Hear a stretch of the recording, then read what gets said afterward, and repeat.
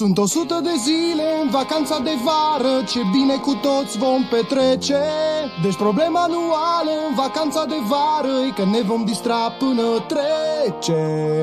De pildă, rachete construim, ori chiar mumii găsim, sau ne urcăm în turnul Eiffel, ori descoperim ceva ce nu există, sau o maimuță dăm cu gel.